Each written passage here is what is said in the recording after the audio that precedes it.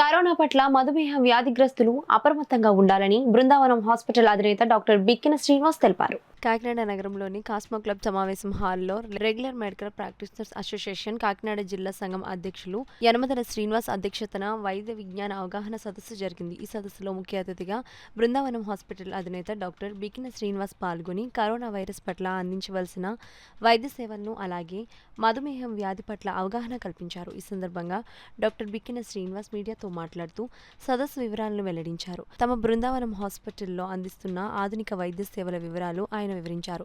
ఈ సందర్భంగా ఆర్ఎంపీ సంఘం నాయకులు డాక్టర్ బిక్కిన శ్రీనివాస్ ను ఘనంగా సత్కరించారు. ఈ సదస్సులో రెగ్యులర్ మెడికల్ ప్రాక్టీషనర్స్ అసోసియేషన్ జిల్లా కార్యదర్శి మద్దూరి విజయ్ కుమార్, కోశాధికారి బాబ్జీ, ఆసుపత్రి ప్రతినిధి కృష్ణంరాజు, పెద్ద సంఖ్యలో ఆర్ఎంపీలు పాల్గొన్నారు.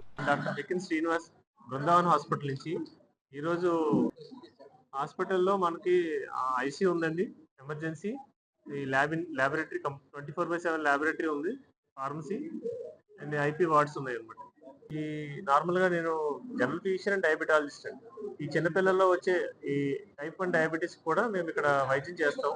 ఈ చిన్నపిల్లల్లో ఆటో ఇమ్యూన్ టైప్ 1 డయాబెటీస్ అంటే మనకి ఈ వ్యాధి నిరోధక శక్తి తగ్గి ఆటో ఇమ్యూన్ డిసీజెస్ వల్ల వచ్చే టైప్ 1 డయాబెటీస్ కి, ఈ దీర్ఘకాలికంగా ఉండే డయాబెటీస్, హైపర్ టెన్షన్, థైరాయిడ్, ఈ విష జ్వరాలు, ఇప్పుడు వచ్చేది వైరల్ ఫీవర్స్ అన్నిటికి, ఈ టైఫాయిడ్, మలేరియా, డెంగ్యూ, ఈ కీళ్ళవాతం సంబంధించిన అన్నింటినీ కూడా ఈ ఒబెసిటీ క్లినిక్ ఇప్పుడున్న రానున్న రోజుల్లో అంతా కూడా అధిక బరువు, దానికి సంబంధించి వైద్యం కూడా మేము అందంగా ఇక్కడ ఇస్తున్నాం.